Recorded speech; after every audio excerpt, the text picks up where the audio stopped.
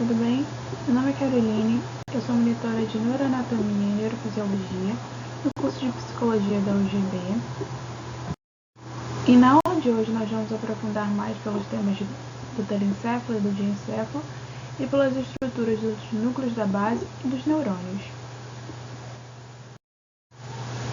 Bem, começando pelo telencéfalo, ele compreende os dois hemisférios cerebrais, o direito e o esquerdo. E esses dois hemisférios cerebrais, eles são incompletamente separados pela fissura longitudinal do cérebro.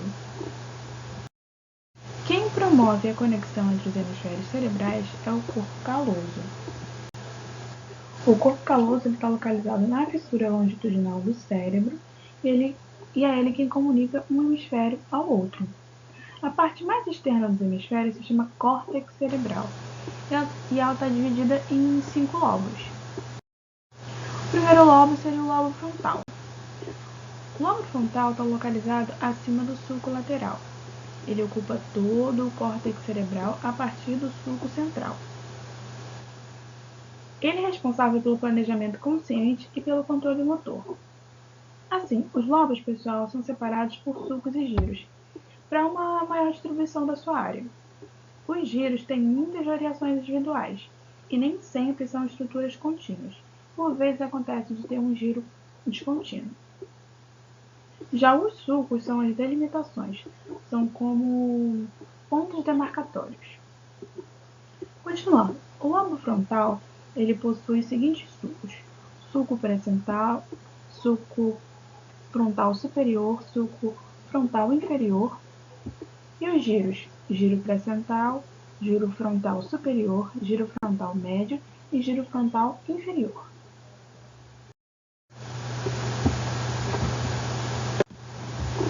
Bem, o lobo parietal ele lida com os sentidos corporal e espacial. Ele apresenta dois sulcos principais, que são o sulco pós-central e o sulco intraparietal. E ele também possui um giro e dois lóbulos. Seria o giro pós-central, o lóbulo parietal superior, o lobo parietal inferior. O lóbulo parietal inferior possui dois giros, o giro supramarginal e o giro angular. O lobo parietal tem relação com as sensações, as memórias e a orientação espacial.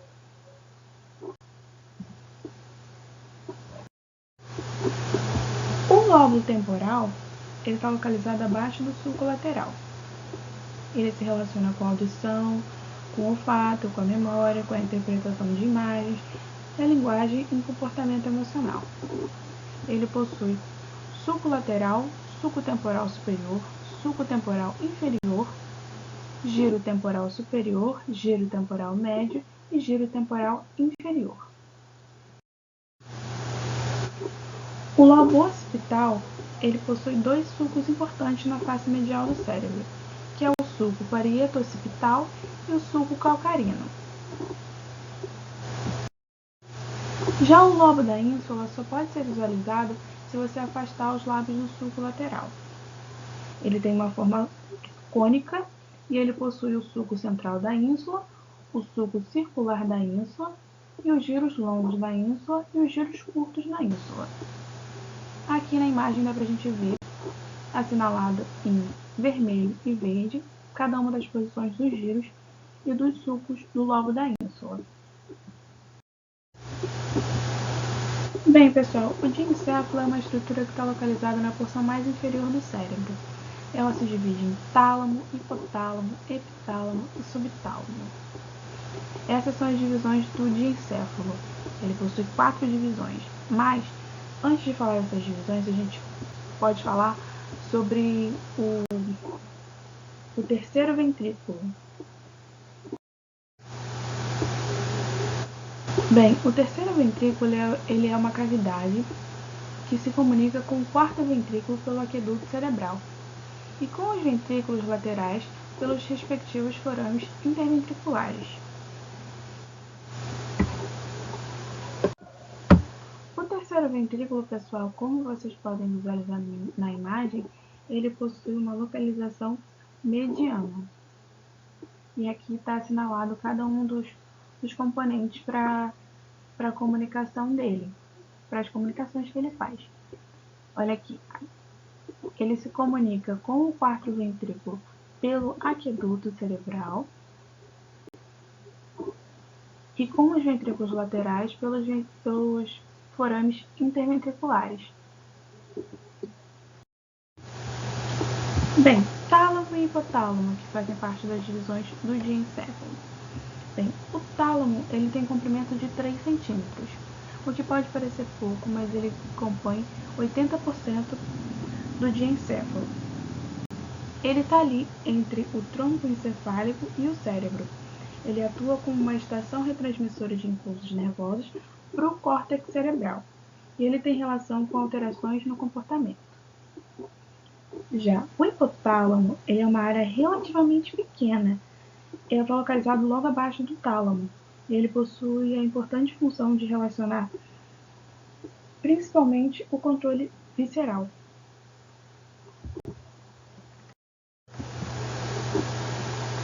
Bem, epitálamo e subtálamo. O epitálamo, aqui assinalado de azul nas nossas divisões do diencéfalo, ele possui um elemento muito importante, que é a glândula pineal. Ele possui também a glândula endócrina ímpar e mediana.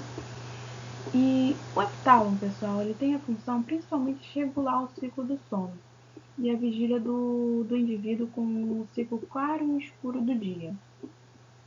Já o subtálamo, ele integra o circuito motor do cérebro. Ele restringe a quantidade de movimento que a gente realiza. Ele também compreende a zona de transmissões entre o diencéfalo.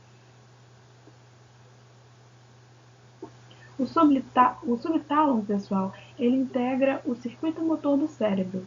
Ele restringe as quantidades de movimento que a gente realiza. Ele está ali na região de transmissão entre o diencéfalo e o segmento do mesencéfalo. Bem, os núcleos da base. Os núcleos da base, pessoal, os núcleos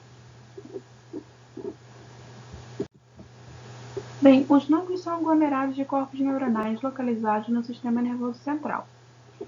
E as suas fibras nervosas, ou axônios, têm prolongamentos para se projetar ou se ligar em diversas outras partes do cérebro. Esses núcleos se distribuem no interior dos hemisférios. Quais são esses núcleos? Núcleo caudado, putamen, globo pálido e núcleo subtalâmico. Bom, vejamos um pouquinho sobre eles. O núcleo caudado ele se divide morfologicamente em 3 partes: cabeça, corpo e cauda. Ele possui relação com o ventrículo lateral e está envolvido no controle motor e no aprendizado.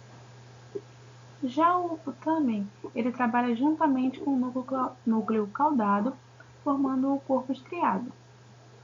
O globo pálido, ele forma um núcleo lentiforme junto com o putamen.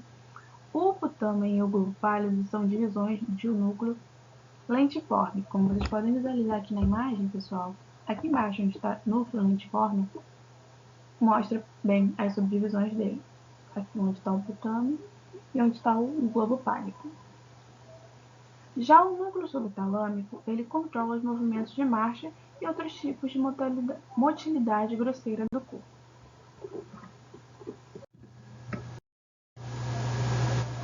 Bem, as células do tecido nervoso são elas as células da glia, a micróglia, os astrócitos, os oligondócitos e as células de Schwann. Bem, as células da glia, elas dão suporte ao funcionamento do sistema nervoso central. Elas envolvem e nutrem os neurônios, mantendo eles unidos. Já a micróglia, são pequenas células da glia, que criam condições para o neurônio trabalhar. Ela atua como uma defesa, fazendo a limpeza do local de onde o neurônio está. Já os astrócitos, como vocês podem visualizar aqui, ele tem formato de estrela e ele possui vários prolongamentos. São eles que conduzem os neurônios para o seu lugar de função. Já os oligondócitos, eles são células que se enrolam ao redor dos axônios. Eles formam a bainha de mielina e são macrófagos. Eles têm a função de deteriorar qualquer substância diferente. Eles funcionam como os isolantes elétricos do sistema nervoso central. Já as células de Schwann, elas formam a baía de mielina e se localizam ao redor dos axônios do sistema nervoso periférico. E a sua função é envolver o axônio.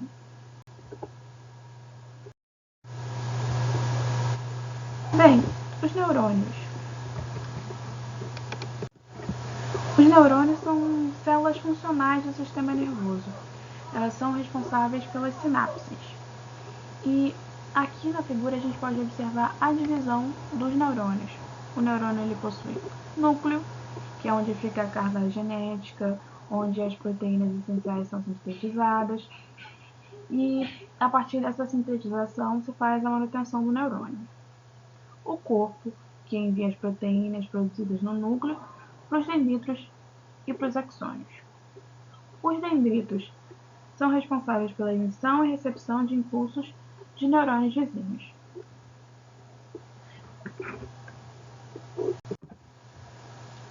Os neurônios eles podem ser multipolares, eles podem possuir mais de um prolongamento, eles podem ser bipolares, que possuem apenas o dendrito e o axônio, e eles podem ser pseudo-unipolares, onde você tem apenas um que funciona em duas direções. E aqui na figura dá pra gente observar tranquilamente isso.